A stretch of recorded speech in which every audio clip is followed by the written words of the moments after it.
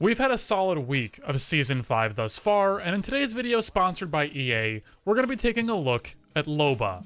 Remember, at the time of recording, she's only been out for a week. Lots more strategies and tech will be found in the coming months, but for now, here's what we've got.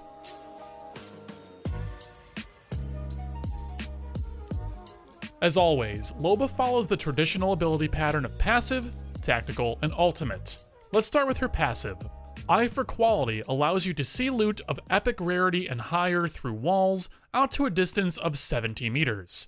Currently this entails loot of levels 3 and 4, which can also be expressed as the loot of purple, gold, and red rarity color, assuming you're not using a colorblind setting.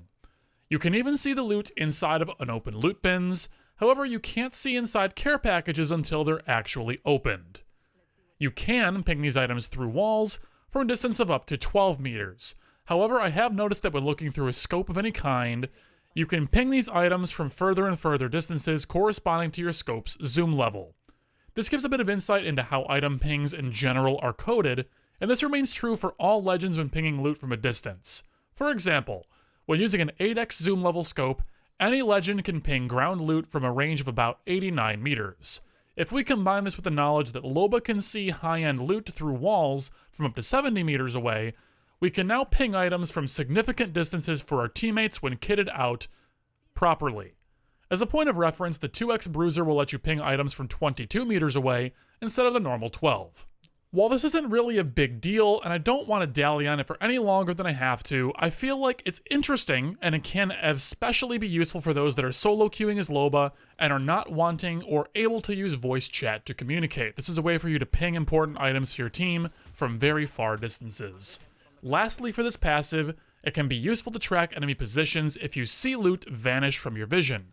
If you see a Phoenix kit or purple armor disappear and your teammates aren't nearby, then that's your first hint you're not alone, and use that information to your advantage. Let's move on to her tactical ability, Burglar's Best Friend. With this ability, you cast out Loba's jump drive bracelet in an arc straight ahead. When it reaches the ground, you'll be teleported to the point where the bracelet lands, assuming it lands safely. You can also reactivate the ability when the bracelet is flying through the air. Upon doing that, the bracelet will fall straight to the ground, and you'll once again teleport to it, assuming it lands safely. If the bracelet falls off the map or into an otherwise non-traversable area, Loba simply calls the bracelet back and does not teleport. One of the most important things to remember here is that the bracelet must actually be able to land where it is that you want to go. You cannot throw the bracelet over a Gibraltar dome, for example, and then reactivate it and expect to teleport inside. The bracelet will instead bounce off the dome and then teleport you wherever it lands after it bounces off. Granted, the bracelet seems to experience very heavy gravity and always tries to bounce as close to straight down as it humanly possibly can. This removes a lot of potential for cool bouncy teleport plays and makes it a bit one-dimensional because of this factor, so make sure you are using that to your advantage or not kind of screwing yourself over by not doing that. The other shortcoming to keep in mind is that the casting animation and recovery animation of this ability are glacially slow. Using it offensively is incredibly risky unless you set yourself up perfectly, and using it defensively is totally possible, but don't expect to survive 100% of the time.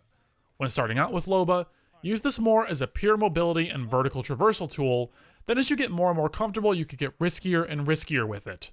I recommend taking it slow here, and really learn the physics and animation times behind it before you get too fancy. In case you didn't already know, when you throw this ability, make sure to watch the orange-red line on the ground as the bracelet flies through the air. This line indicates where the bracelet is going to land if you reactivate the ability at that exact moment, so don't be an eager beaver, teleport too early, and miss that rooftop you're teleporting to. Most of the time, I end up using this ability purely as a mobility tool. Once you learn the correct angle to throw the bracelet for max distance, you'll find yourself throwing the ability purely to cover ground quickly. There's a few reasons to be super careful when doing this. For starters, the visual effects for Loba's teleport are very bright and easy to see from far away. For a thief, she is the exact opposite of stealthy. Second, be really careful when teleporting places that you cannot directly see. I can't even tell you how many times I've teleported and landed directly on top of a team just to die instantly and throw the whole game for my team. I don't think I saved any clips of that for obvious reasons, but yeah, just learn from my mistakes here. You've also got the potential to teleport through windows and cracks in buildings, or in doorways even, which can make for very interesting escapes, pushes, or loot steals from your teammates. I struggle with this personally quite a lot. It always seems like my bracelet bounces off the railings or off the edge, and then shoves it outside the window instead of making it inside the building, oftentimes getting me killed or losing me fights. Some windows are totally fine, and others are really difficult to toss the bracelet through in a pinch, and you have to really line it up perfectly, so be careful here, and if you're going to be a Loba main, practice and learn which windows you can and cannot teleport through in a pinch. Finally, you've got her ultimate ability, Black Market Boutique. This ultimate will let you and anyone else who activates it the ability to pull up to 2 items each from nearby loot bins, death boxes, care packages, and the floor. Note that this is 2 stacks, so you're not going to get 2 bullets. You're going to get, 1 stack of bullets, and then if you pull the same kind of bullets, you're going to get a second stack of them, just as a point of clarification. If you see items in an area that are floating and wobbling midair, that means that somebody is currently in the menu to use that boutique, so be cautious. When you put this placed item down initially, it lets out a blue wave that can be seen and heard through walls out to a far distance. However, it's nowhere near as attention-drawing as something like a Gibraltar or Lifeline ult. My advice is to make sure you understand that when pulling any item from the ult, you'll need to hold the use button to take it instead of your traditional tap of the button. Whether it's armor, ammo, or anything else, this is a UI decision that is different than traditional looting out of a death box, for example, so be forewarned.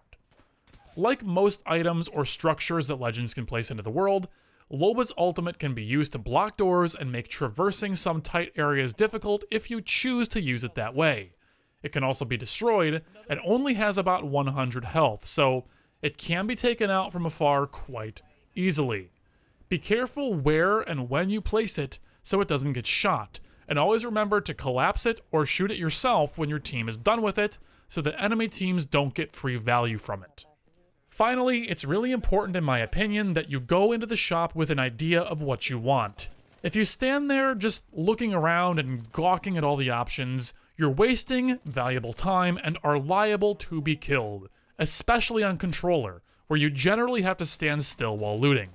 You should know when heading up to it that, okay, my guns aren't good, let me look for an 999 or a Havoc or whatever other guns that you're really comfortable with. If you've got bad armor, go into it with the intention of grabbing the best armor you see. By turning your brain on just a little bit, you'll save yourself a lot of time and be able to get back into the fight a whole lot quicker. Believe me, getting an armor swap or 2 off of this ultimate mid-fight, when combined with Loba's excellent hitbox, excellent 80s strafing animations, plus a teleport, you can make amazing plays that will save your team from the brink of elimination.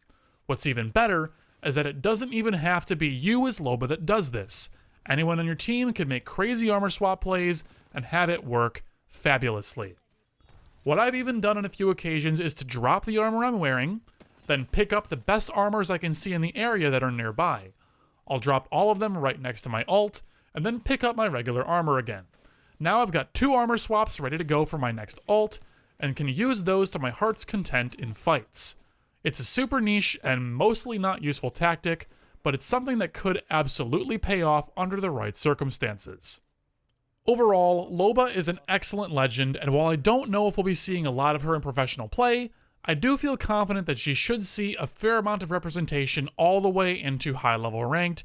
I think she's a great legend, and you should absolutely have her in your back pockets, just maybe in the good way, not the bad way.